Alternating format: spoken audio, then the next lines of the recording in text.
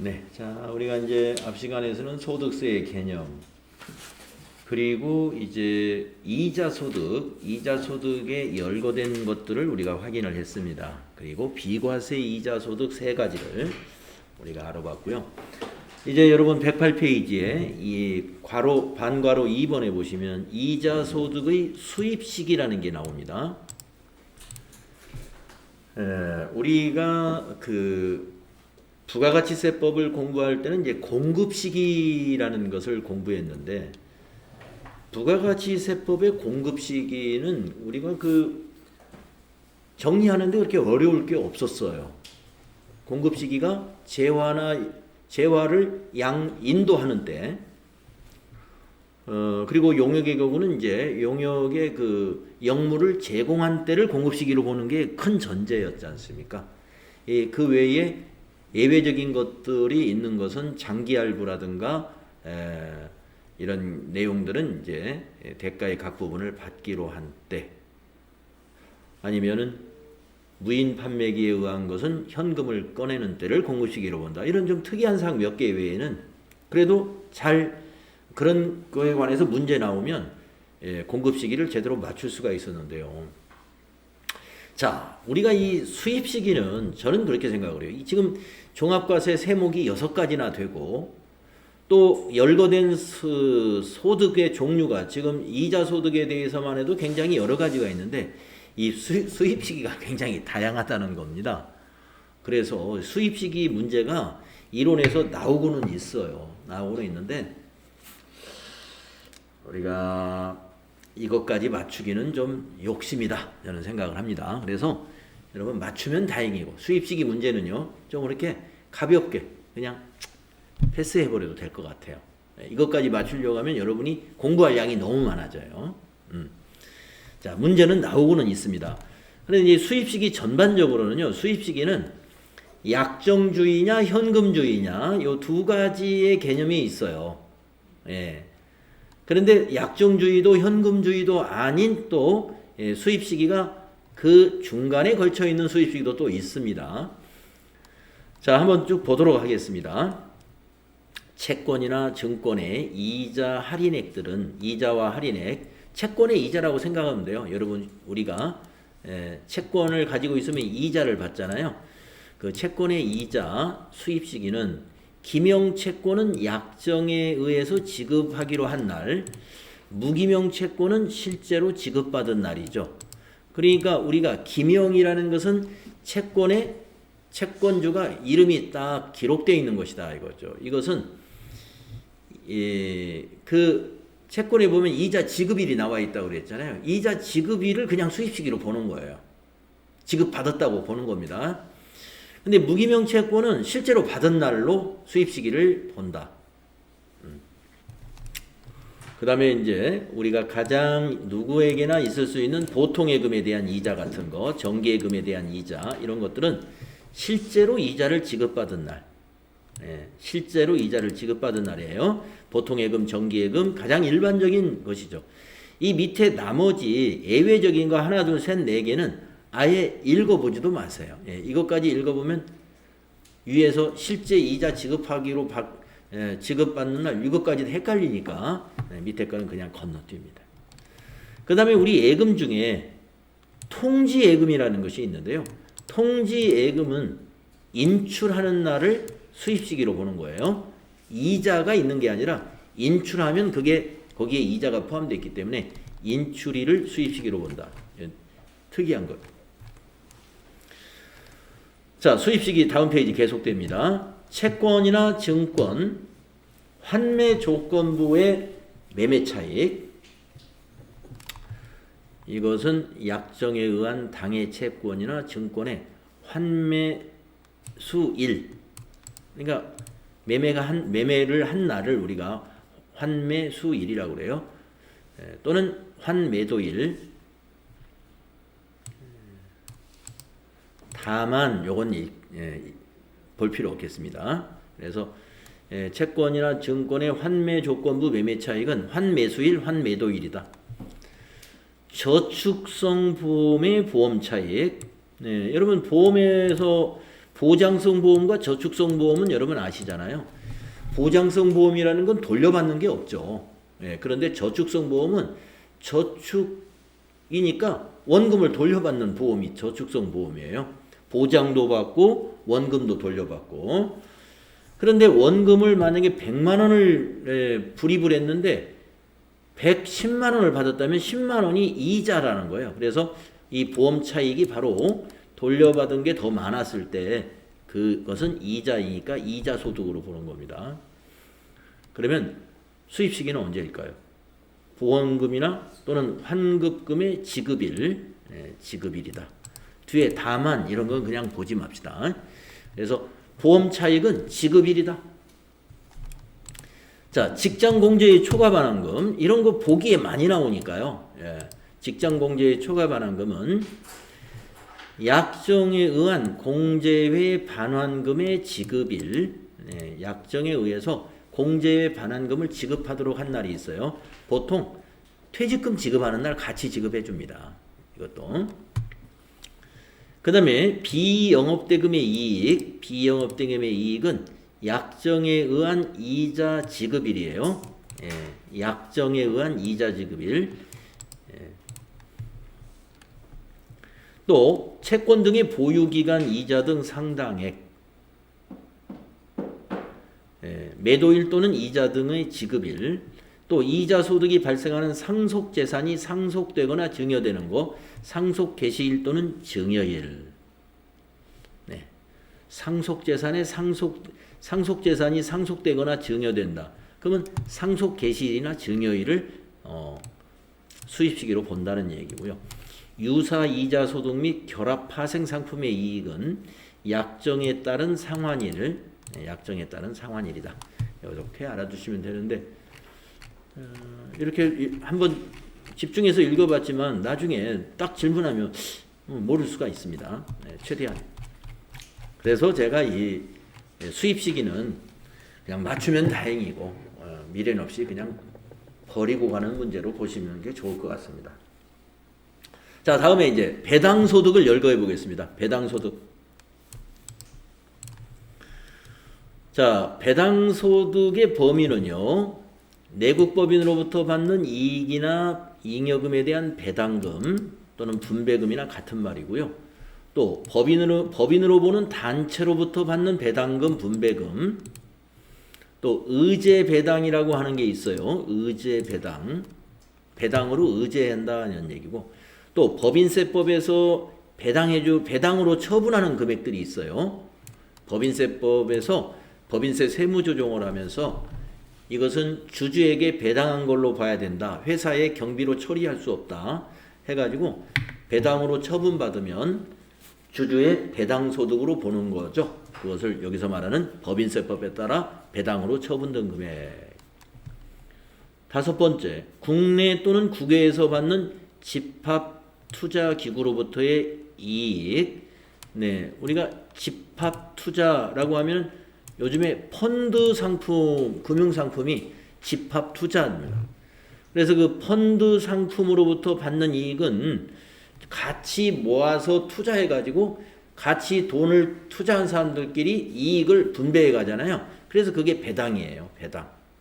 예금하고 다시 예금에 대한 이자는 정해진 이자율대로 이자를 주는 거잖아요. 그러니까 이자 소득인데 이 펀드는 투자해서 손해를 보면 손실도 서로 나눠서 손실을 감당하죠.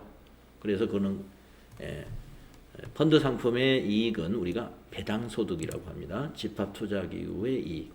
그 다음에 여섯 번째, 외국법인으로부터 받는 이익이나 잉여금에 대한 분배금. 외국법인의 주식을 가지고 있으면 외국법인으로부터 배당금을 받을 수가 있죠. 일곱 번째, 국제 조세 조정에 관한 법률에 따라 배당받은 것으로 간주되는 금액. 여덟 번째, 공동사업에서 발생한 소득금액 중 출자 공동사업자의 손익 분배 비율에 해당하는 금액. 이 출자 공동사업자의 배당소득 이것도 시험에 많이 언급이 돼요. 예. 요거 좀 추가 설명을 드리면 공동사업자와 출자 공동사업자의 차이점은 뭐냐면 밑에 동업자 나오네요. 이 공동사업자라고 하면 일반적으로 동업을 의미하는 겁니다. 공동사업자는 같이 사업에서 일을 같이 하는 것이 동업자죠. 동업자. 출자 공동사업자는 일은 하지 않습니다. 출자만 한 거예요. 출자만 해가지고 그 출자금에 대해서 손익 분배 비율에 맞추어서 배당을 받는 거예요. 그래서 주식회사 같으면은 주식을 가지고 있으면 그 주식에 소유하고 있는 비율만큼 배당금을 받는 거잖아요. 예, 그것이 이제 주식회사에서의 배당 방식인데 법인이 아닌 경우에는 우리가 주식이 없단 말이에요. 주식회사가 아니면.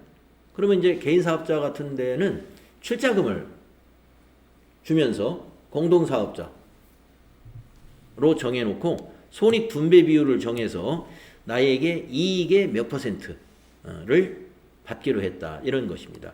이것은 배당소득에 해당이 됩니다. 그리고 이제 요거는 나중에 뒤에서 따로 어디에선가 또 한번 언급이 있으니까요. 그때 잘 기억을 해주시고 그 다음에 9번째 유해 소득과 유사한 소득으로서 수익 분배의 성격이 있는 것은 다 배당이다 이거예요. 포괄주의를 채택하고 있죠. 유해 배당 소득을 발생시키는 거래 또는 행위에 파생 상품이 결합된 경우 해당 파생 상품의 거래 또는 행위로부터의 이익이다. 이것도 결합된 상품도 전부 배당소득에 해당된다는 포괄주의를 얘기하는 것입니다. 11번 동업기업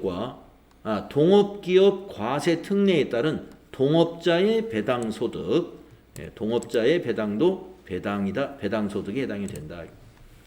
자, 여기서도 배당소득에도 비과세가 세 가지가 있어요.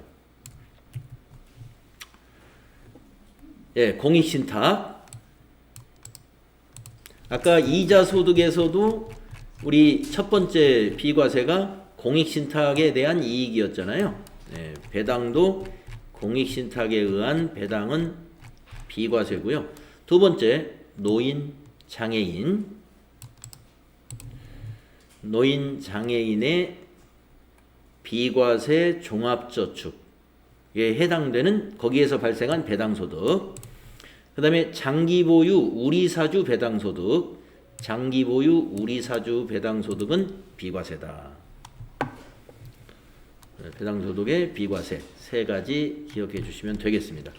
자, 배당소득의 수입 시기를 보게요. 자, 이것도 굉장히 많이 있죠.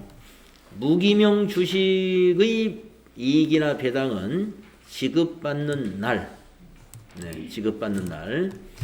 잉여금의 처분에 의한 배당은 법인의 잉여금 처분 결의일.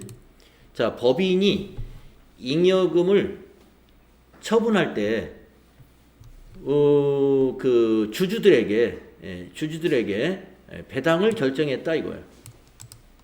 주주들에게 현금 배당을 말하는 거죠. 그러면 잉여금 처분 결의일이 언제일까요? 주주총회 하는 날입니다. 주주총회 하는 날. 그래서 잉여금 처분 결의일을 수입 시기로 본다. 그래서 우리가 그 결의한 날 그 배당금을 지급하는 회사에서도 결의한 날 회계 처리 한번 하죠. 차변에 2월 이익여금, 대변에 미지급 배당금 이렇게.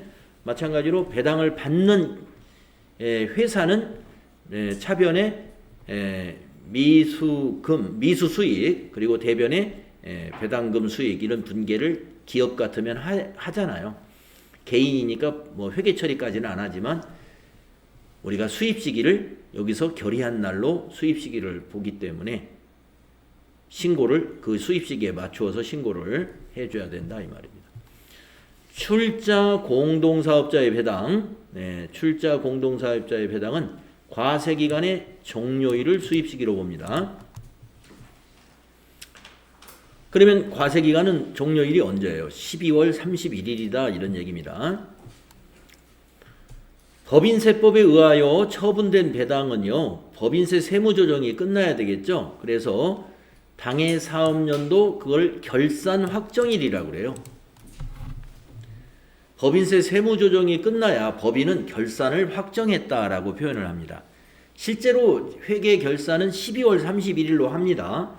해가지고 2월, 3월에 주주총회를 준비하면서 이제 법인세 세무조정을 마지막으로 해서 법인세를 3월 말로 납부를 하게 되는데 당해 사업년도의 결산 확정일을 우리가 법인세법에 따른 처분 배당은 결산 확정일이다. 자, 의제 배당. 무상주 의제 배당은 자본 전입을 결의한 날. 네, 감자시의 의제 배당. 의제 배당에 대해서는 뭐 이렇게 여러 가지 종류가 있기 때문에 무상주 의제 배당은 자본 전입일, 감자시 의제 배당은 감자 결의일, 해산시 의제 배당은 자녀 재산 가액의 확정일, 뭐 이렇게 복잡하게 있습니다. 집합투자기구의 이익은 집합투자기구로부터 이익을 지급받는 날, 현금주의에 해당이 되겠고요. 유사 배당 및 파생상품의 이익은 지급받는 날. 자, 이렇게 살펴봤습니다. 자, 이제 이자와 배당 소득은 하나로 묶어서 금융소득이라고 하는데요. 이자 배당 소득 금액을 금융소득 금액이라고 할 수 있겠죠.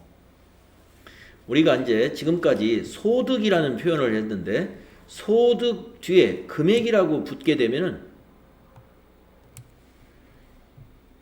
총수익 금액에서 총수익 금액에는 항상 앞으로 이제 이거 총수익 금액은 비과세나 분리과세는 제외하고 총수익 금액이라고 해요.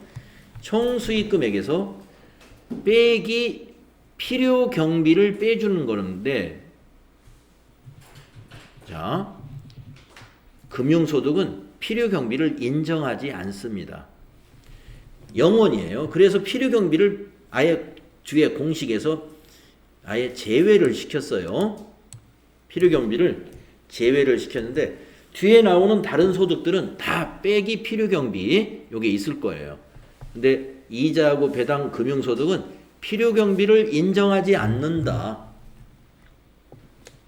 자, 다시 한번 설명드리겠습니다.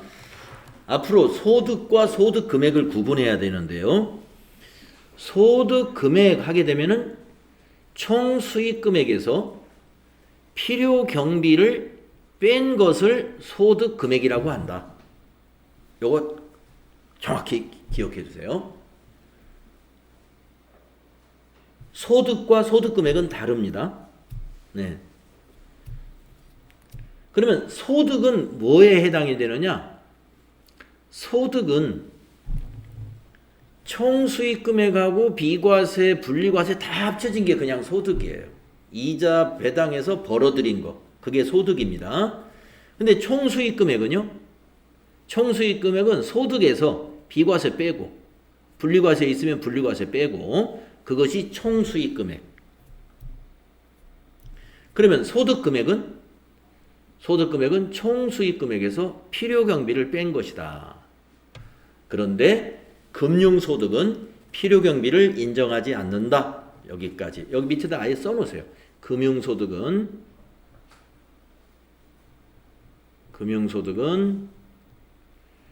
필요 경비 인정 안 한다. 필요 경비를 인정하지 않는다.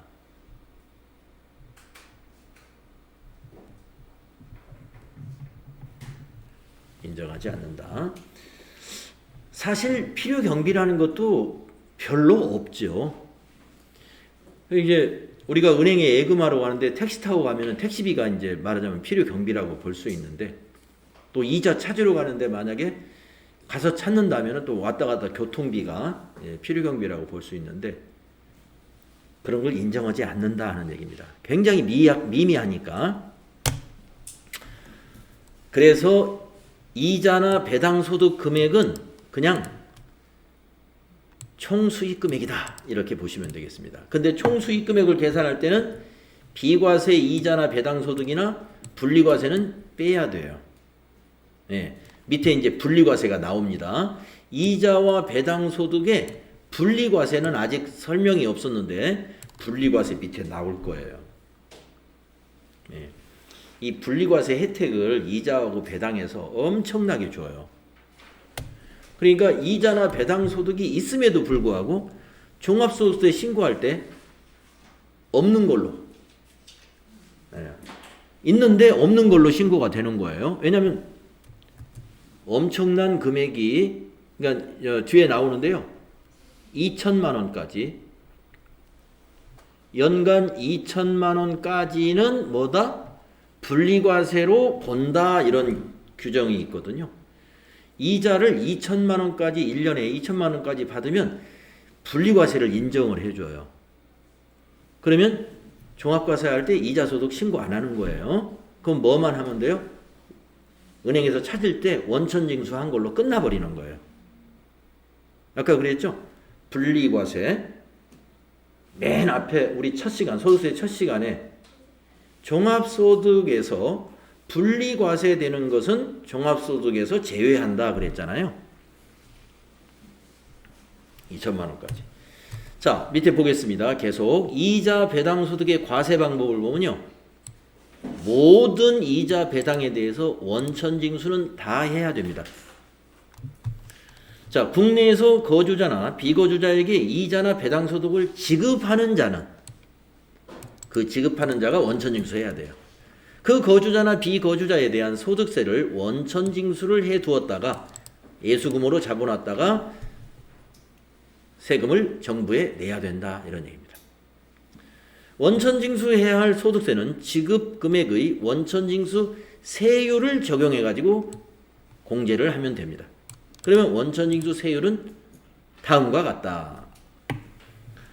자, 원천징수 세율을 쭉 보다 보니까 14%가 맨 밑에 있는데요. 요게 가장 일반적인 이자소득의 세율입니다. 가장 일반적이다 그러면 보통예금, 정기예금, 은행에 이제 일반적으로 많이 예금을 하고 있는 그 이자를 찾을 때 우리가 지금 부담하고 있는 세율이에요. 근데 실제로 떼는 것은 14%가 아니라 15.4%를 공제를 하게 되는데, 왜 여기 소득세법에서는 14%라고 되어 있는데 은행에서는 왜 1.4%를 더 뗄까? 왜 그럴까요? 지방소득세. 소득세에는요, 소득세에 또 그 세금의 또 10%를 지방에서 또 과세를 합니다. 소득세는 국세거든요, 국세. 예. 국가가 과세하는 세금인데 지방에서 소득세를 납부하는 납세 의무자에게 지방에서 당신이 내는 세금의 당신이 내는 세금의 10%, 그 세금의 10%는 지방에 좀 내주세요 하고 지방소득세를 내는 거예요. 그러니까 여러분들 우리 이제 이천 지역에 사시는 시민들 같은 경우는 새해가 돼가지고 2월달, 3월달에 법인세를 확정 지을 때 우리 이천 지역의 가장 큰 법인이 어디예요? 하이닉스라는 큰 법인이 있잖아요. 근데 법인이 결산해가지고 이제 법인세 3월달에 납부하잖아요. 3월 말일까지. 하이닉스는 엄청난 매출이 있는 법인이지 않습니까? 근데 법인세를 신고하는데 이천시에서 굉장히 좋아하거든요. 법인세는 국세인데 법인세에도 지방 법인세가 있어요. 그러니까 법인세 국가에 내는 세금이 가령 1,000억을 만약에 세금으로 낸다. 그러면 10%니까 100억이 이천시에 귀속이 되는 겁니다. 법인세의 10%. 그러니까 법인세 많이 내면 지방 법인세가 그만큼 많아지는 거고요. 개인에게 소득도 똑같아요. 개인이 얻는 소득의 10%를 지방 개인 소득세로 과세해요. 그러니까 실제로 은행에 가면은 15.4%를 공제를 하게 됩니다. 자, 그러나 소득세법에서는 지방 소득세를 여기서 따지지를 않기 때문에 국세의 세율만 가지고 얘기하는 거예요. 세율표를 여러분이 그렇게 이해하셔야 돼. 자, 그래서 이거하고 이거를 비교해 보세요. 일반적인 이자 소득은 금융기관에서 우리가 금융기관을 통한 이자입니다. 금융기관에. 그런데 비영업대금의 이익은 이거는 금융업을 하지 않는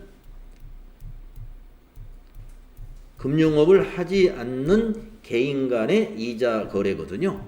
그래서 비영업대금에 대한 이자의 원천징수세율이 한 11% 정도 높지 않습니까? 25%. 그렇습니다. 그래서 비영업대금의 이익의 세율이 높다는 거 한번 기억을 해보시고요. 직장공제회의 초과반환금, 직장공제회의 초과반환금은 기본세율을 적용한다 라고 했잖아요. 기본세율. 기본세율은 나중에 뒤에서 소득세 기본세율표가 있습니다. 소득세 기본세율표. 그래서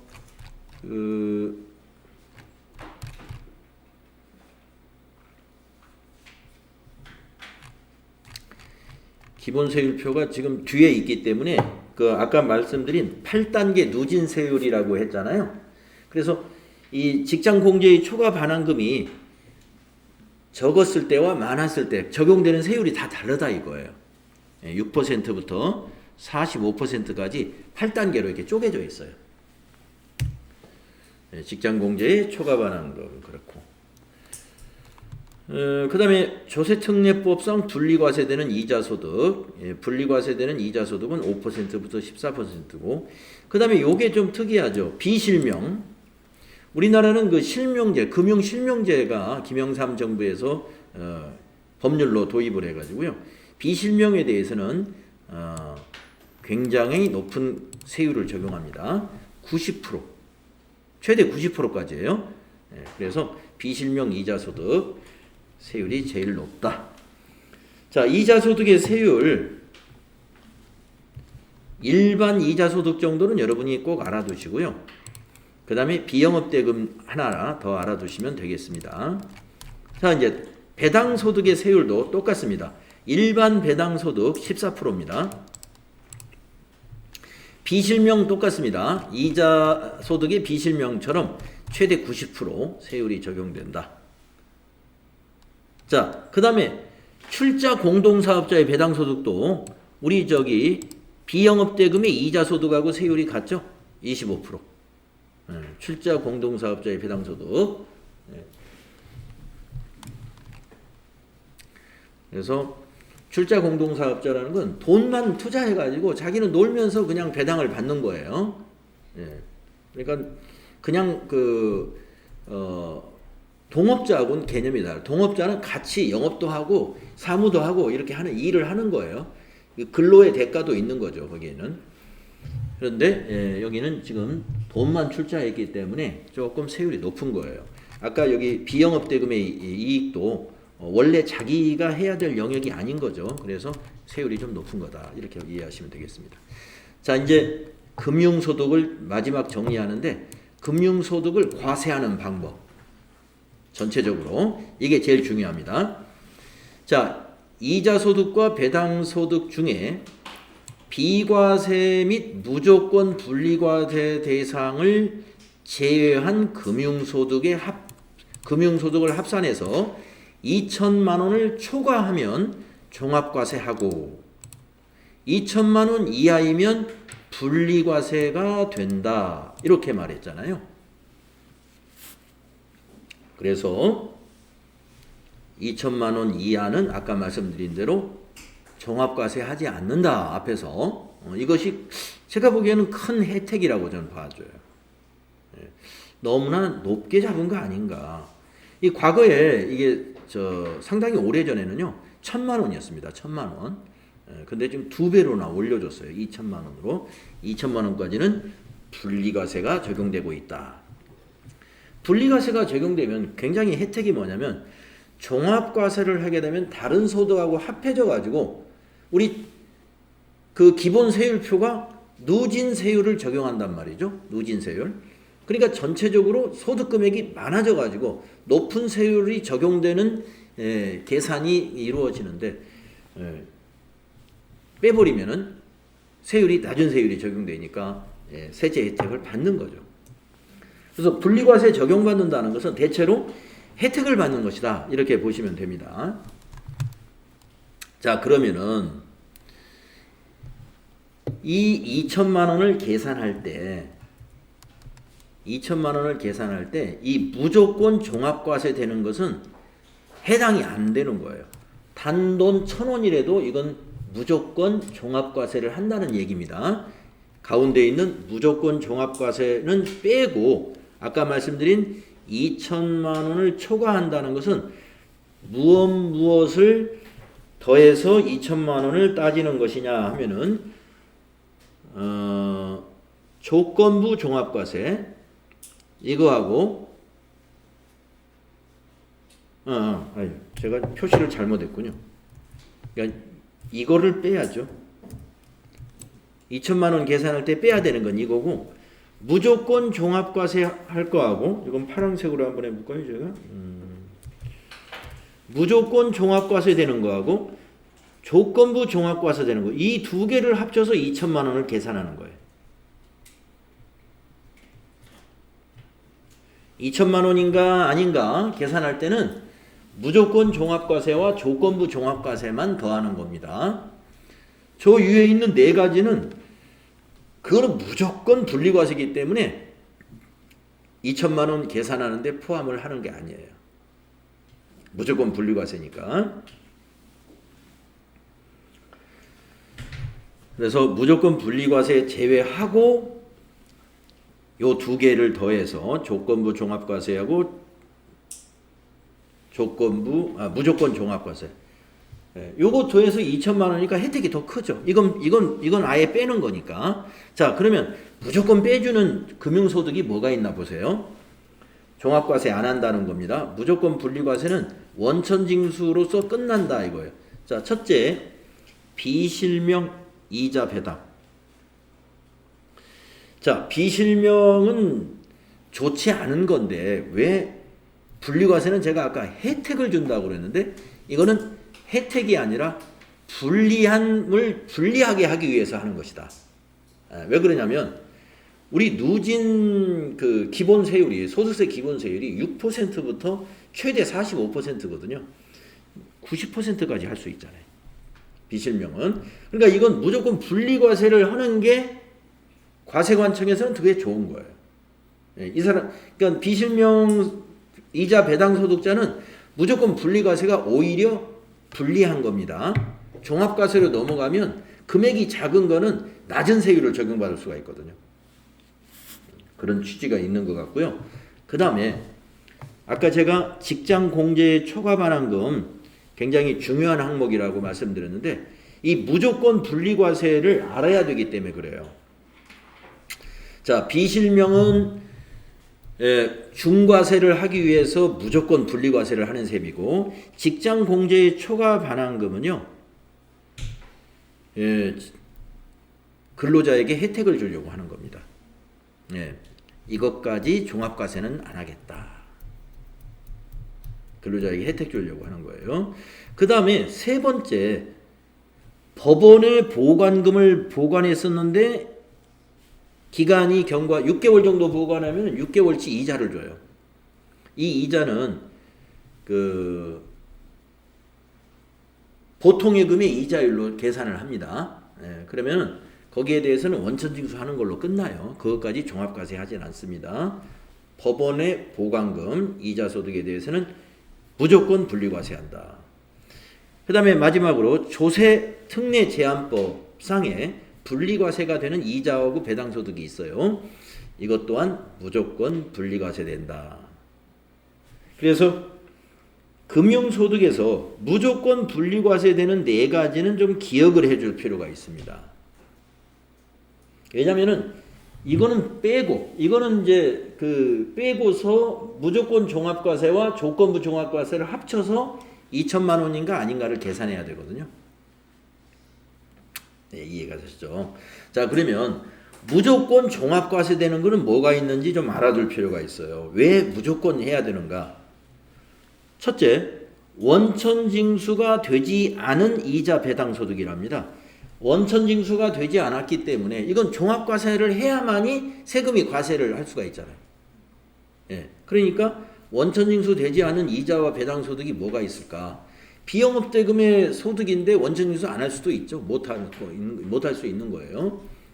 원천징수를 안 하면, 소득을 지급하는 자가 원천징수 안 하면. 그 다음에 해외의 이자나 배당소득, 해외에 있는 은행 금융기관으로부터 받은 것들, 이것도 원천징수를 국내에서는 안 했기 때문에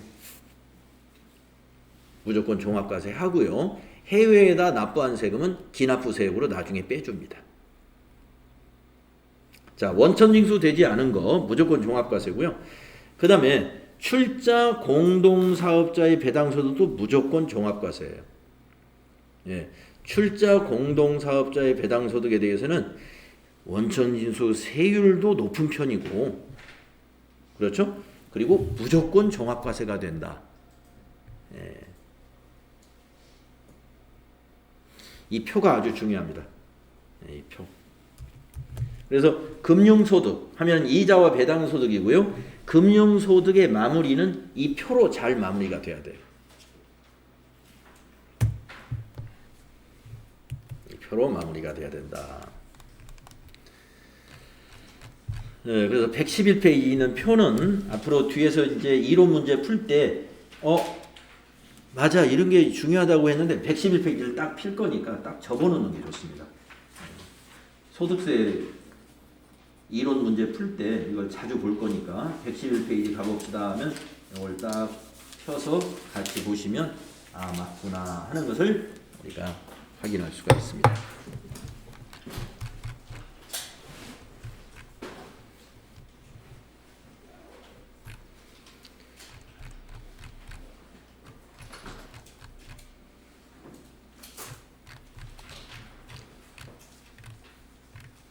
자, 그 다음에 이제 사업소득으로 한번 넘어가 보겠습니다. 사업의 종류가 굉장히 많죠. 그래서 열거된 것도 굉장히 많은데요.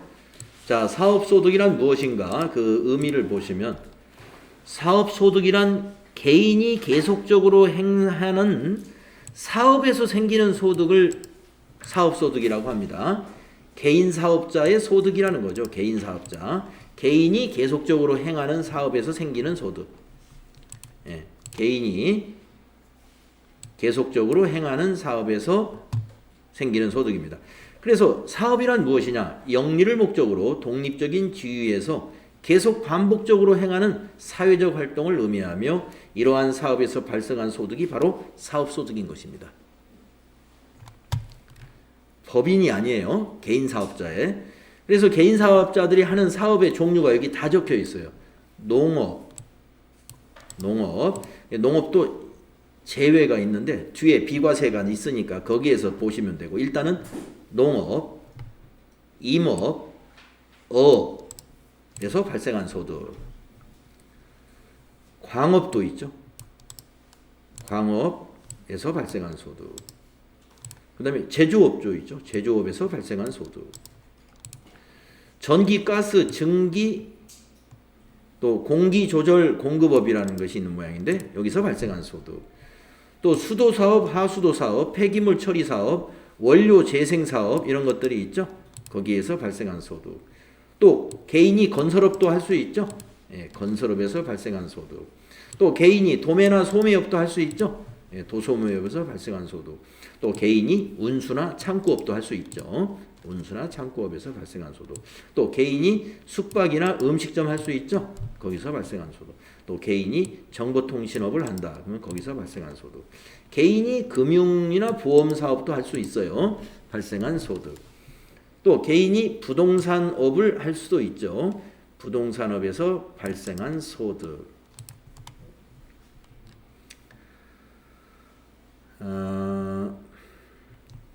뒤에 약간 이 부동산에서 공익사업과 관련하여 지역권이나 지상권을 설정하거나 대여함으로써 발생한 소득은 제외한다라고 했는데 여기다가 기타 소득이라고 하나 써주고 갈까요?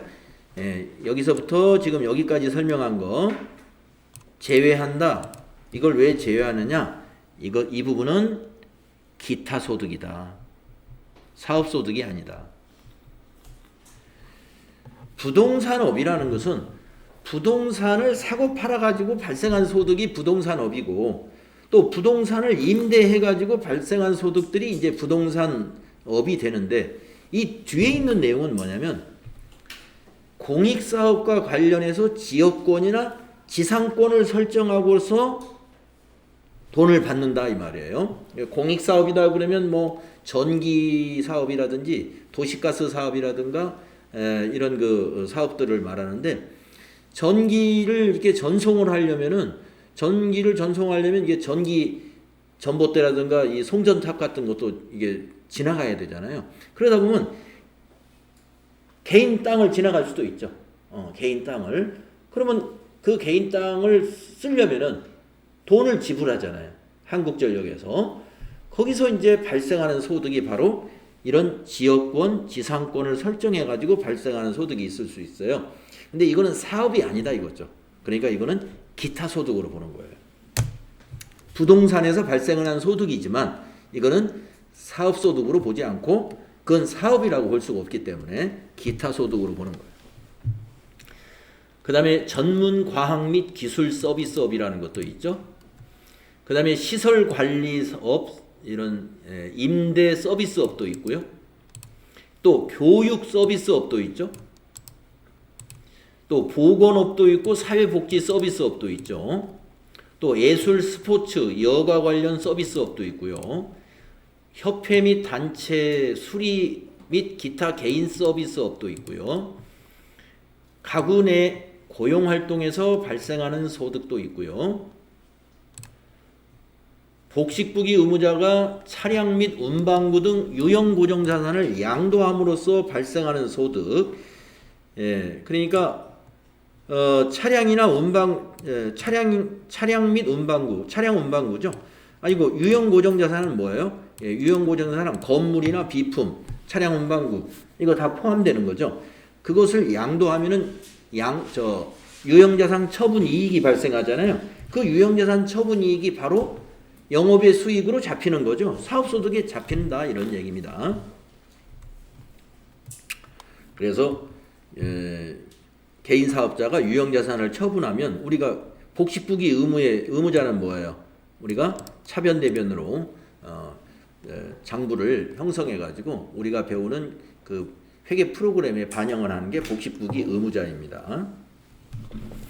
자, 21번. 위의 소득과 유사한 소득으로서 영리를 목적으로 자기의 계산과 책임하에 계속적 반복적으로 행하는 활동을 통해서 얻은 소득이 사업소득입니다 하는 거예요. 한마디로 사업소득은요, 사업자 등록을 내 가지고 계속적 반복적으로 사업을 하는 개인 사업소득이 다 사업소득입니다. 제조업이든 그것이 광업이든 도소매업이든 건설업이든 모두 사업소득에 해당이 됩니다. 그래서 열거된 사업소득 봤고요. 다음 시간에 비과세 사업소득을 좀 보겠어요. 쭉 열거된 것 중에서 여기에 해당되는 6가지는 사업소득이지만 비과세 하겠다 하는 거예요. 그래서 비과세 정리하고 사업소득은 굉장히 또 밑에 내용은 간단합니다. 금융소득에 비해서 밑에 다음 정리사항은 아주 간결하게 정리가 되거든요. 사업소득은 굉장히 이론이 쉬워요. 자, 그래서 다음 시간에 여기서부터 한번 이 내용 잘 따져보겠습니다.